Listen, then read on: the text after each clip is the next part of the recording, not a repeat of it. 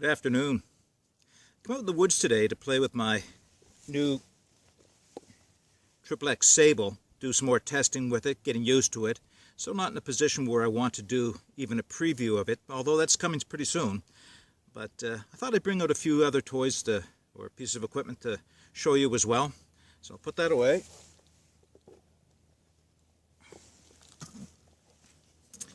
I wanted to show you a small cook kit that I made up, and but before I do, I think it's important that we just talk about kit in general in relation to our thinking on bushcraft. So for me, the essence or the meaning of bushcraft is more about the knowledge and the skills and the attitudes that are required for wilderness living. Not so much about the equipment we take out. Even so though, it's important that we do bring the right equipment out with us when we do go, and certain things are essential. Probably number one is a good quality knife. You probably can get away with less expensive equipment in other areas, but you do need a good quality knife. And this is where I wanted to begin probably a short series on a few of my wood stoves that I have. So first, before I show you the one that I brought out today, let's just talk about wood stoves for a second. Now, when I say wood stoves, I'm referring to what often people will call stick stoves or twig stoves, small stoves that will burn wood that you can find around on the forest floor. So why would you want to use a stick stove anyway? Well, there's some very good reasons, I think anyway. One is it consumes a lot less fuel than does a fire in a pit. They're very easy to use. I mean, there is some downsides, no question, there is some downsides. One is the weight of what you're going to use. Two is the fact that regardless of what stick stove you buy or use, you're going to have to monitor it more closely than a regular fire in a pit, just to ensure it keeps going and keeps generating the heat you want for your cooking. But still, they have an awful lot of convenience built right into them. I find that when I'm along the trail and I don't want to stop and make a big fire and go through all the work of feeding the fire and making sure it's out afterwards, a small stick stove with very few sticks will boil 3-4 cups of water in just a very short period of time. Then the fire is out, very easy to get rid of the ashes, and there's very few ashes left in most of the stick stoves. So there's some real benefits to using stick stoves. So the one I want to show you today is one that I made. And the reason I want to show you this in part is because I think it's important that we point out that going out into the woods shouldn't require a whole lot of expenditure and money. You should be able to get out there relatively inexpensive so that you can get out and enjoy yourself. So this one has generically been called a hobo stove or an Ikea stove. And in fact, this is a small Ikea, what they are in fact is a strainer for cutlery that you would use either in your washing machine or on the side of your sink. And they're made of stainless steel, and they're ideally suited for bushcraft purposes because there's so many holes through it, as you can see. Now, what do they cost? Almost nothing. I paid 99 cents for this one in one of our local thrift stores, and with just a little bit of ingenuity and some thought given to it, I turned it into actually a very effective wood stove.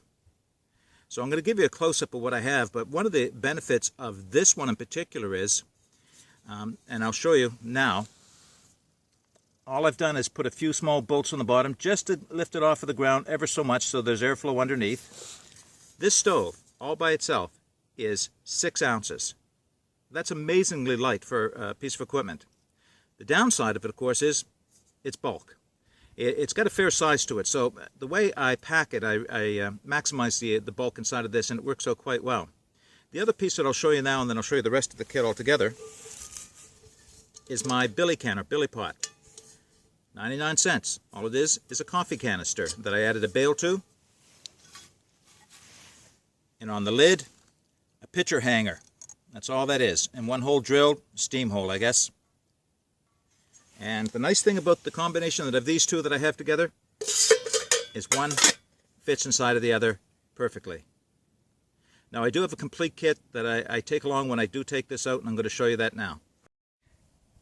So what I have here, in addition to the Ikea cutlery strainer or twig stove that I made up, and the pot that I showed you a moment ago, is a small green stuff sack that I made myself.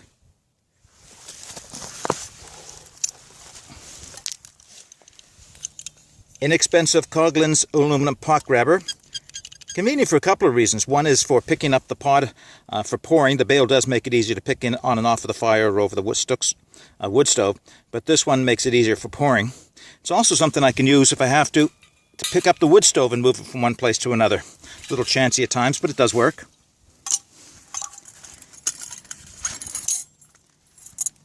Couple of stainless steel skewers that I've shortened down for a purpose I'll show you in a few minutes.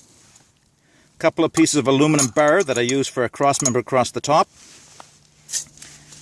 Piece of aluminum flashing that I use for a windscreen, and I don't care what wood stove you have, they all benefit from a windscreen. You don't always need them, but if it is windy, they do add a lot to the efficiency of the stove.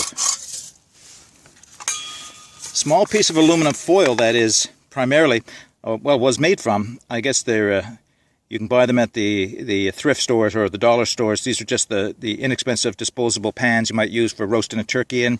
That aluminum foil is quite sturdy and it folds up nicely.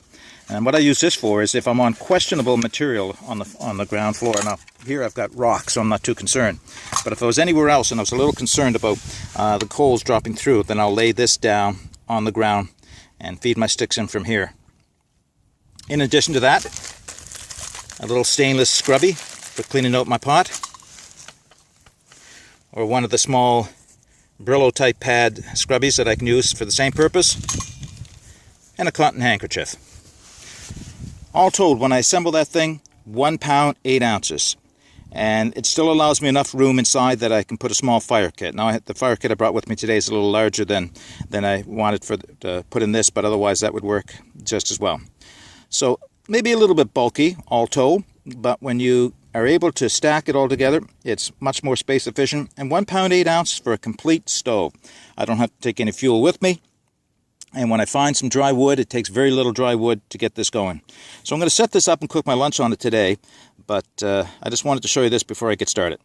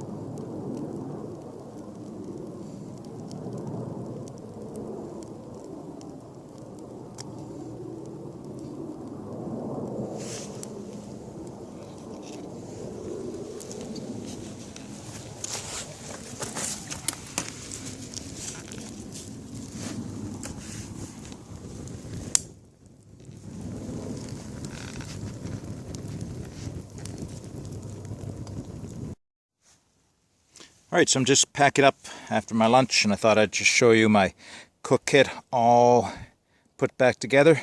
So as I mentioned earlier, the stove, the cook pot, the pot grabber, a couple of skewers, the cross beams, a little aluminum windshield, a little piece of aluminum to go underneath the stove, and the bag all together, 1 pound 8 ounces. Oh yeah, with the cleaning kit as well, all in there.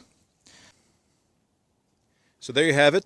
that was my Ikea stove or Hobo stove cook kit. Effective little stove. I have a couple more stoves that I've featured in previous videos that I think I will share with you over the next couple of outings that I have. But in the meantime, if you've enjoyed this video, please subscribe to my channel, hit the like button, share it with your friends, leave comments below, and always, we'll see you in the next one. Bye for now. So as you can see, these stick stoves work very well. Didn't cost me much money, but sure is fun to use. Got a nice soup mixture boiling away inside, getting cooked. So the only thing is you just have to keep a steady supply of small sticks handy to keep it fed.